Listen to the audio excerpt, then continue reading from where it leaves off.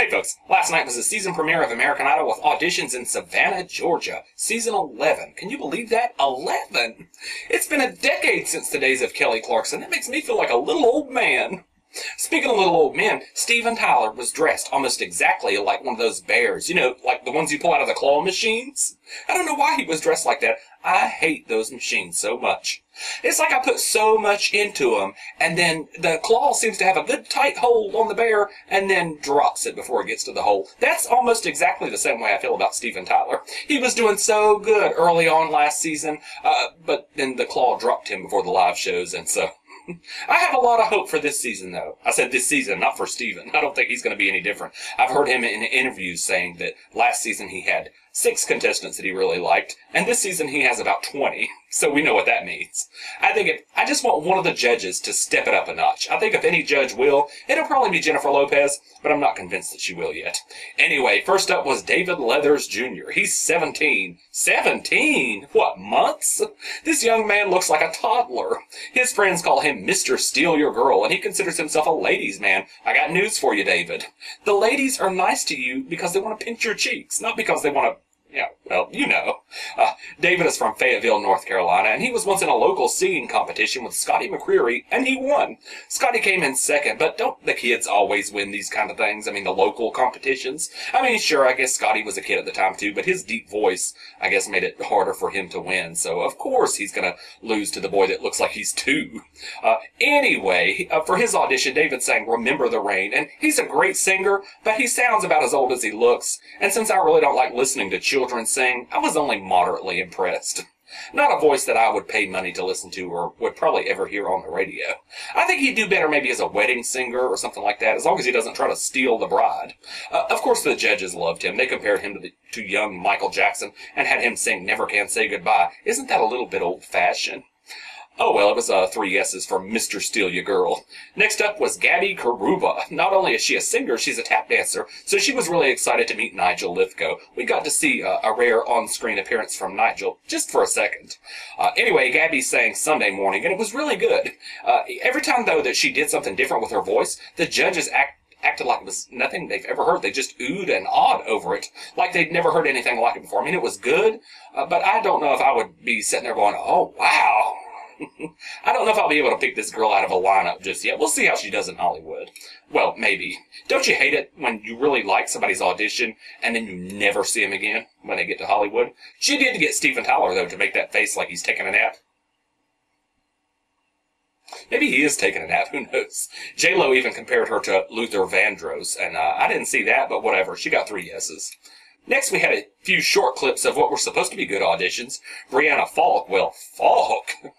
That sounds like it's a name that if she makes it to the live shows, it might accidentally get censored.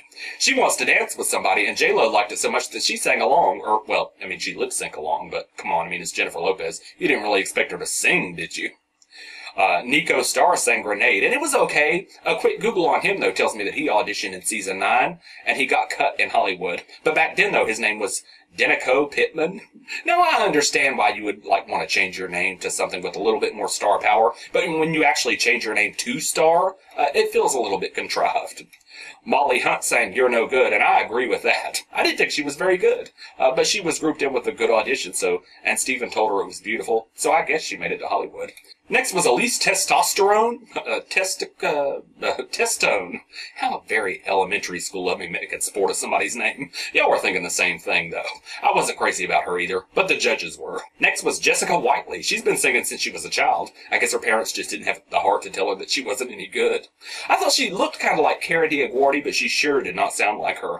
She sounded just a mess, but apparently she sometimes sings the national anthem at sporting events in her hometown. So apparently somebody has listened to her sing and thought it would be a good idea to have her sing in front of a crowd. But, you know, hey, even Roseanne Barr was asked to sing the national anthem once, so it doesn't really mean a whole lot. It was 3 big fat no's for her. She blamed it on being dehydrated, but she promised to audition again in Texas. I can hardly wait. Next was Shaun Kraisman. People often tell him that he looks like Ryan Seacrest. I think he looks like he's trying to look like Ryan, but I'm not sure that he's really pulling it off. He does a decent impersonation, I guess. Simon Cowell might want to get his number, though, because I hear they're looking for a good judge over there at the X Factor. Actually, they might be looking to replace Ryan this next season because I hear he's in contract negotiations, and I'm not sure if they'll be able to pay him whatever he wants, but he's got like 12 other jobs, so I don't know if he's going to stay or not. And this dude is willing to work for free, and he's going to need a job doing something other than singing because he isn't very good at it. He sang "Oh Girl," and it wasn't terrible, but nobody's going to pay money to listen to it. Next was Shannon Migraine, or Mugraine, however you say it, I don't know. Anyway, she's 15, 6 foot tall with size 11 shoes. That's funny, so am I. Well, I mean, like 6 foot tall. I'm not 15 or anything like that, but you know what I mean. Apparently Shannon's dad, though, is some kind of sports dude. I don't know. I'm not into sports, so I couldn't care less. But did y'all notice how terrible these judges are at pretending like they don't know anything about the contestants? Like they don't have their biographies right in front of them? Randy is like, so, how did you get into sports? Is your family into sports? She's like, yeah, my dad is like a big deal or whatever. And he's like, oh, really? Wow. And the judges are like, wow. Give me a break. Get acting lessons. Well, except for Jennifer Lopez. She's already had acting lessons. They didn't work. So anywho, Shannon brought in her whole family, and she's saying, something's got a hold of me. Steven Tyler wanted to get a hold of her. That's just a dirty little old man, isn't he? So her audition was just okay for me. I wasn't blown away. The judges were, though. They thought that she was fearless for singing in front of her family. Really?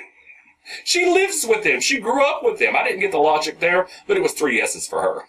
Next was Amy Brumfield. Amy and her boyfriend live in this filthy tent. It looks just disgusting. And there's a mattress laying on the ground, and it looks filthy, and they sleep on that, and they have a dog. And the forest is their bathroom. What I want to know is, where's their shower? Amy went on and on about how good her boyfriend is to her and how hard he works, even on the weekends. Then why does she still have to live in a tent? She says she can't afford $100 a week for a hotel room. Well, that's a cheap hotel right there, $100 a week. But if he was working, wouldn't they be able to afford it? I don't know. I think there's more to this story than they're telling.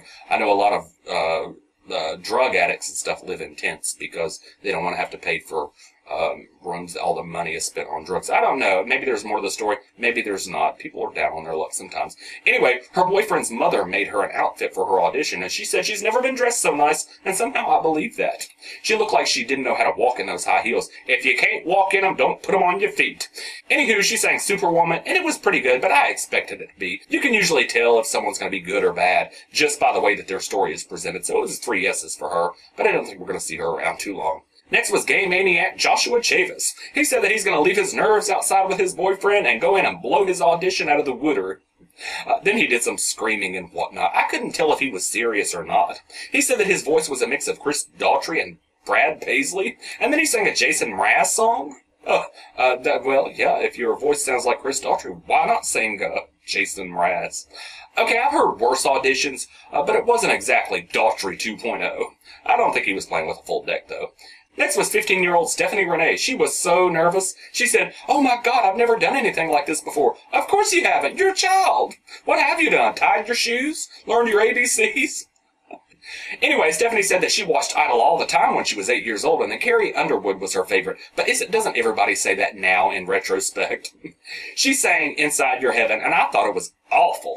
I mean, you could tell that there's a good singer in there somewhere, but her words seemed to run together, and it was almost like mumbling for me. And the way that she held the note in the song, it just didn't fit the song. I guess she was probably trying to show off that she could hold a note. If you're going to do that, though, then choose a song where you could do it without butchering the song. So I didn't think it was good at all. Maybe in a few years it would be, though. J-Lo thought it was a little nasally. Randy told her to get some singing lessons, and Stephen and Jennifer gave her 2 yeses. Randy said no. I'm with Randy Jackson on this one. J-Lo said she has one bad habit, as if one bad habit should not be disqualifying, but when one bad habit is, bad enough, she's not going to get through Hollywood. Actually, I thought she had about 4 bad habits, though, but whatever. Next, Colton Dixon from last season came to accompany his little sister, Schyler, to her audition. Apparently, she auditioned last year, too, and made it to Hollywood, but I don't remember seeing her.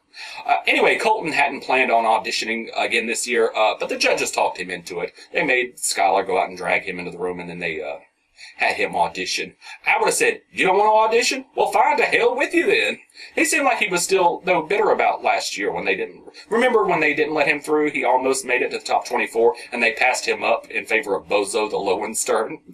I think he's still pretty upset about that, but has he eaten since then, though? I mean, my God, he's like a skeleton. He was kind of cute last year, but he's like a skeleton now. Anyway, Colton's sister Schyler sang Break Even, and I thought it was great. She was one of my favorites of the night. She didn't seem too happy to have Colton in there auditioning with her, though, did she?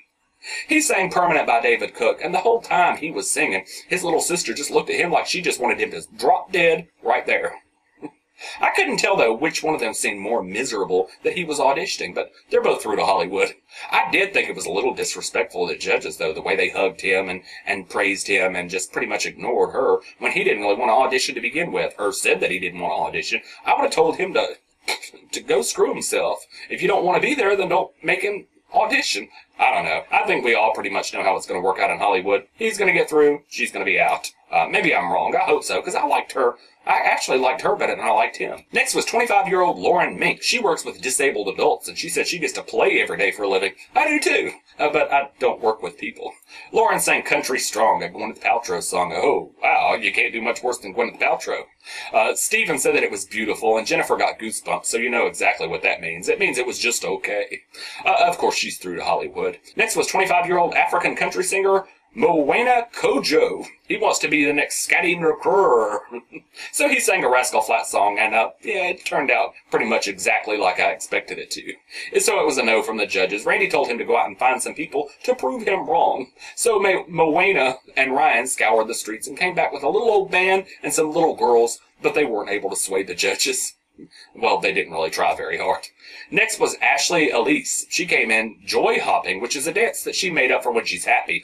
Joy hopping kind of looks like the zombie dance from Michael Jackson's Thriller video, except that people are smiling and they aren't dead.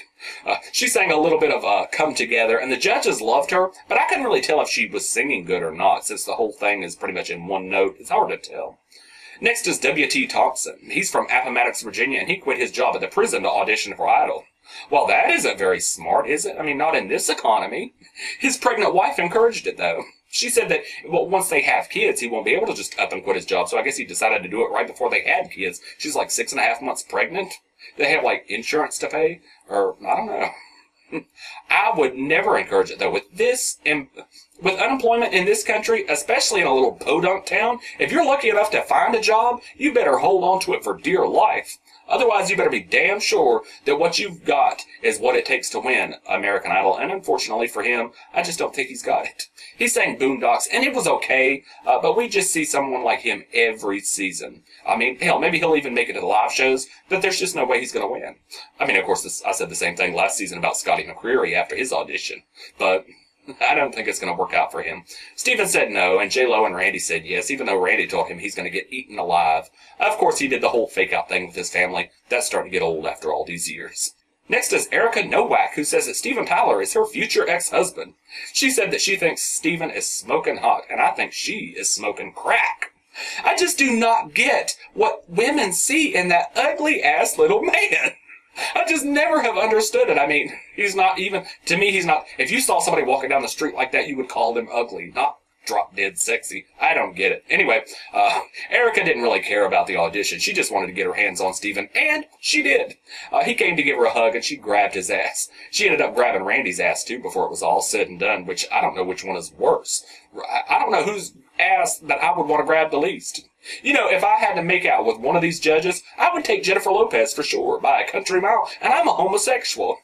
Anyway, Erica sang Super Duper Love, and it super duper sucked, but she got what she came there for. Next was NBA dancer Brittany Kerr. They have dancers in the NBA? I had no idea.